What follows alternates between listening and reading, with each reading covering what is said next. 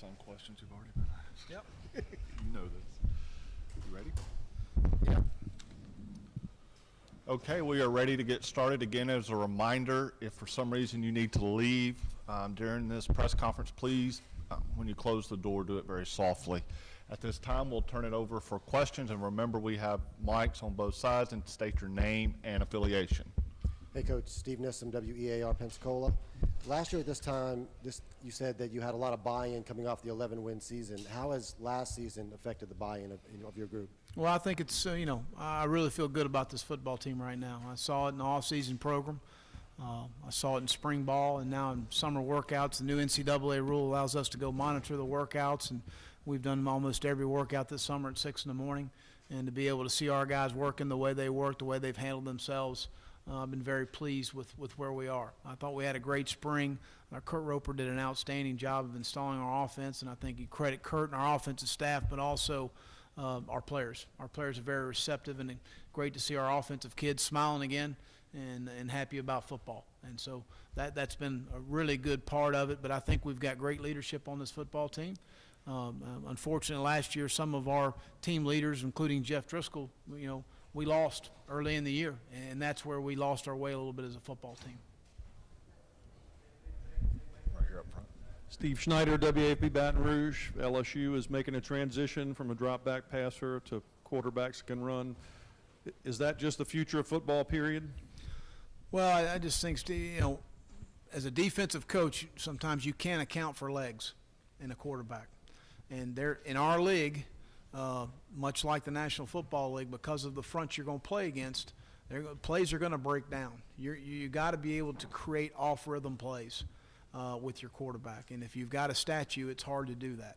And there's no question, unless the guy is just an accomplished thrower, which there aren't many of those, that can make the quick decisions and have the arm talent to be able to make some of the throws you've got to make into tight areas in our league. And certainly for us moving forward, an athletic quarterback is what we're looking for. Mike Kacharski, Spurs and Feathers, Columbia. Coach, there's a lot of buzz around Georgia, South Carolina. Where do you see yourselves in the East, and do you think you can contend with them? Well, there's no question we can contend with them. We got a good football team coming back. I think it's our most complete team I've had since we've been at Florida. And at the end of the day, we don't really worry about anybody else but Florida. We're going to concentrate on our football team and what we need to do to be successful. And I'm excited about this team. Right here in the middle. Hey, Coach. Hunter Mandela, Bleacher Report. We asked Jeff who was the best corner he's ever gone up against, and he said Vernon Hargreaves. What do you believe that as well, and what makes Vernon the best corner in the country? Well, I think Vernon's a guy that's, number one, God's blessed him with a lot of ability. I mean, as coaches, we'd like to take credit for it, but let's be realistic here. The guy's got a lot of ability. He's quicker than you are, by the way. But he is a guy that's got a lot of natural instincts for the game. He is a very quick learner, and he's very, very coachable. He's a guy that when you watch the film, he doesn't claim to have all the answers, but he coaches himself. He watches a lot of film. He's a very high technician for doing things the right way. He's got a great competitive edge. So you take the God-given ability and then you mix that with all of the intangible things that he does extremely well. That's why he's a very good football player. Hey, Coach Jacques Duce, WAFB TV in Baton Rouge. Can you talk about the LSU-Florida game? It's been kind of the same game the last 2 years. Smash mouth, low scoring. What are you expecting this year? You get to host them again. Well, Les and LSU, Les done a great job. They're a very physical outfit. They're going to establish the run game, going to try and create some explosives. They're very physical on defense. John Chavis has been a defensive coordinator in this league for a long time and does an outstanding job, and they recruit well every year. So, I would expect it to be a very typical Florida LSU game from a standpoint of a physical fist fight, so to speak. And certainly enjoy the competition that those guys bring. And I've been on both sides of the rivalry, and it's certainly a game as a coach you enjoy coaching in and a player you enjoy playing in. Right here. Hey, Will. Jeff Spiegel, WBMA Birmingham. We know what a competitor you are. How tough was 4-8 to take, and what's your sense of urgency to kind of get it turned around in the right direction? Well, I haven't worked any harder than I did, when we won 11 games, and I'm not working any harder now than I did last year. At the end of the day, It's a bottom line profession. You need to win games, and that's what we plan on doing. It was a very frustrating year. And at the end of the day, I'm going to control the controllables within what I can control, and that's coaching and developing this football team. And I really am looking forward to getting out and competing this fall. Sandy Hooper, USA Today. There's been a big changeover at quarterback across the league. How do you prepare in facing these new quarterbacks? Well, I think at the end of the day, coaches are going to do what their players can do. So from a standpoint of schematically, what can this player handle, and what can he handle at the line of scrimmage, and what can he handle within our scheme and system, all of those questions will get asked with a new starter. So to me, it's about, as you evaluate that opponent, what are they allowing this guy to do at the line of scrimmage? What are they allowing him to carry into a game? How much change will there be week to week? With an older, more mature quarterback, there's a good bit of change week to week. With a younger quarterback, you're going to probably see more vanilla schemes from a standpoint, unless the young man can handle it, which some can. Coach Mike McCoy, ABC 40. With all the changes that are going on in the SEC and possibly going the talks of Division IV, how does being able to take national championship and playing better and having all the talent here, how is that changing every single year? Well, when they went to the championship game, when Mr. Kramer started that, they said, well, the SEC will never win a national championship because it's going to be too difficult to get there. Well, we won, 7 or 8 in a row, something like that. So I think at the end of the day, when you got a 4-team playoff, there's certainly the SEC champion will be in there, and probably one more at least at-large bid. They haven't limited it to 2. In the past, if they had not limited the BCS to 2, the SEC would have had a bunch of teams playing in the BCS bowl games. So, again, when you play in our league and you face the competition we face week in, week out, the coaching we face week in, week out, that's part of it. Hey, Coach. Chris Price, WBRZ Baton Rouge. I saw you tweet out after the softball team won the championship game. You said, boom, when they won the championship game. There's something Steve to have McLean sent that out. Oh, did he? Yeah. Okay, so should Steve answer the question? Yeah, Steve answered the question. question. I'll ask him after. But for you, there's something to there's something to having an edge, isn't there? And what does it take to get that edge back for your team? And could we see the return of Coach Boom this year? Well, I think at the end of the day, we talk in terms to our players of creating an edge every day, and I think this football team has an edge. Now, there's a difference between having an edge and having confidence in what you're doing. And I don't think that we've hurt ourselves defensively in the confidence we have. Our kids have seen our scheme work, and we've played extremely well at times. We've played very inconsistent the latter part of the season. Our players have extreme confidence in what we do on special teams and how we do things on special teams. And our players are extremely excited about what we're doing offensively. And I think with time we will build confidence, and I thought we built a lot of confidence in spring, but until you do it in the swamp in front of 90,000 people, you need to start building confidence, and we need to do it quick starting our season. Coach Mike Kacharski, Spurs and Feathers. With Jeff back under center, how much confidence, I know you talked about building it, do you have in the new offensive system that you guys are running? Well, I think Jeff's more comfortable in what we're doing schematically. And I think you look at his numbers when he's been in the gun as opposed to under center. He's been a more productive player from the gun. And I think anytime you're a comfortable player, then you're going to be a better player. And I think he's more comfortable in what we're doing. Back here. Hey, Coach. Cassidy Hill, TV 20 in Gainesville. Dante mentioned that there was a Georgia Southern plaque in the locker room. Was it you that put that there or someone else, and why?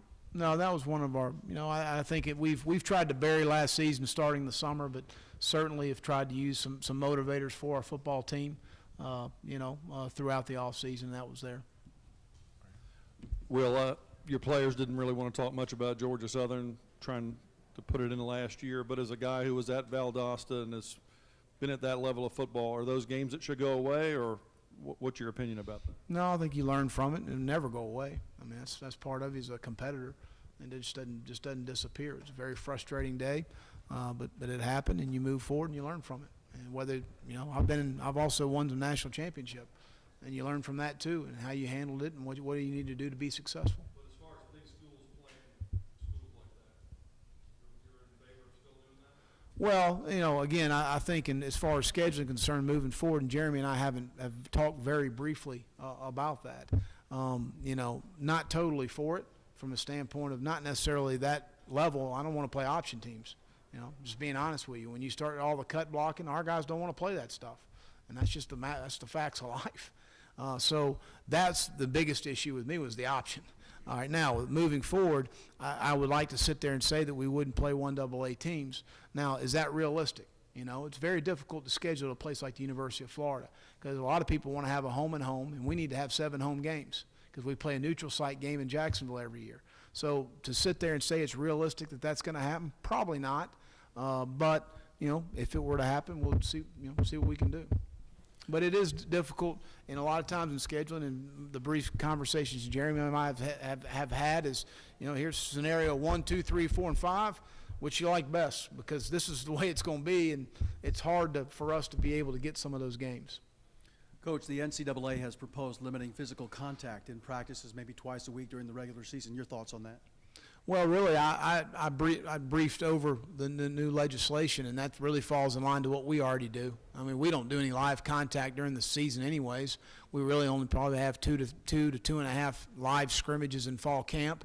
We have 2 live scrimmages in spring ball. As far as that contact is concerned. So we're already in line with what the NCAA proposed. Right here.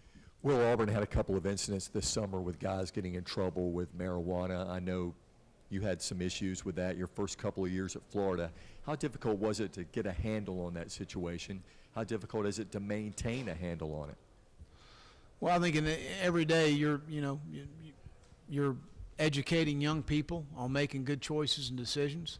And you've got to rely on the young men that you've recruited to make good choices and decisions.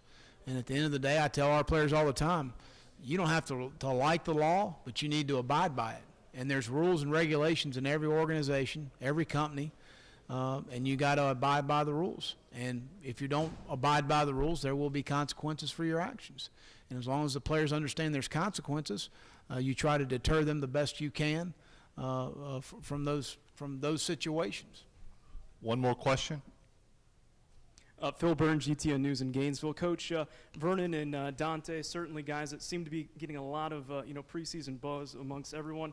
You know, you've coached a lot of guys that have made it into the NFL. Where do they kind of rank, amongst some of the guys you've coached, and how high are their ceilings? Well, I think from an ability standpoint, both guys are extremely talented. But at the end of the day, your film is all that matters. It doesn't matter what some street agent tells you. It doesn't matter. All that other stuff doesn't matter. It matters what your tape. And that's what those 2 guys, the good thing about both of them is they do understand that they got to play well and they got to put it on their tape, because at the end of the day, as a football player, your tape is your resume. And that's what speaks what kind of player you are. We'll take the last one right here. Mac McAllister, WEAR TV, Pensacola.